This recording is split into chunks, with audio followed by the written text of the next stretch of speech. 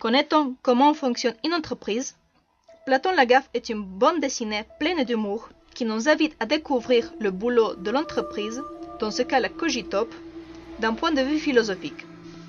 Les auteurs Jules et Charles Pépin ont réalisé cette idée très originale. Jules s'engage dans le monde de la bande dessinée satirique avec une expérience de 15 ans de dessin d'actualité dans les principaux journaux français. De son côté, avec 40 ans, Charles Pépin, philosophe et romancier, agrégé de philosophie, diplômé de l'Institut des études politiques de Paris et de l'École des études supérieures de commerce. L'ouvrage illustre l'histoire suivante. Le jeune Kevin Platon est envoyé dans une prestigieuse entreprise de communication, la Cogitope, pour y effectuer un stage d'observation, où les salariés ne sont ni plus ni moins que des philosophes célèbres. Socrate, Voltaire, Leibniz, Freud et beaucoup d'autres.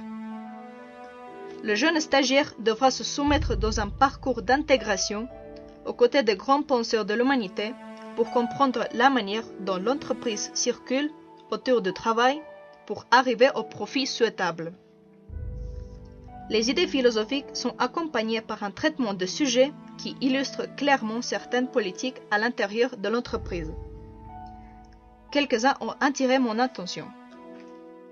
Le premier est celui concernant la surveillance du travail, dans lequel le philosophe français, dont le travail dans le réel porte sur le rapport entre pouvoir et savoir, Michel Foucault, est chargé de la vidéosurveillance et de la sécurité.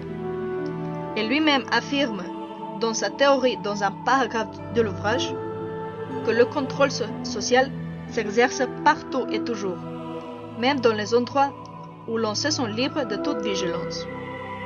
Ceci est un moyen moderne pour contrôler les mouvements et les actions des salariés. Également, il donne naissance à un sentiment de pression et intimidation. On pourrait facilement interpréter cet exemple à travers le fameux film de Charlie Chaplin, Les temps modernes. Cependant, le deuxième exemple analyse la position du chef de l'entreprise face à ses salariés, selon la vision de Pascal, le fameux mathématicien et philosophe français.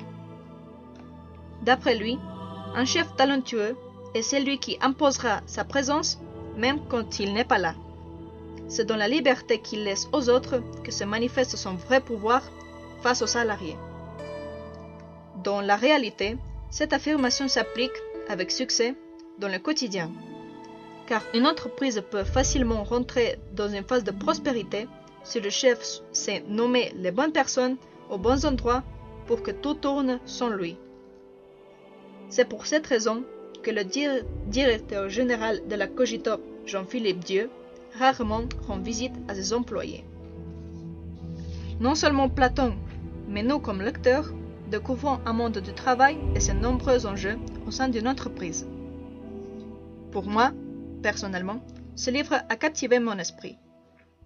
Pour tous ceux qui n'aiment pas trop la philo ou peut-être ont des difficultés à retenir certains auteurs, ce bouquin est une remarquable base pour s'insérer à la philosophie, améliorer sa culture générale et enfin passer un moment agréable, imaginant ce que se passerait dans la vie réelle si tous les philosophes de tous les temps se réunissent en obtenant un vaste mélange de grandes idées et anecdotes. Je suis Pauline Larguina de Terminal ES. Merci pour votre attention.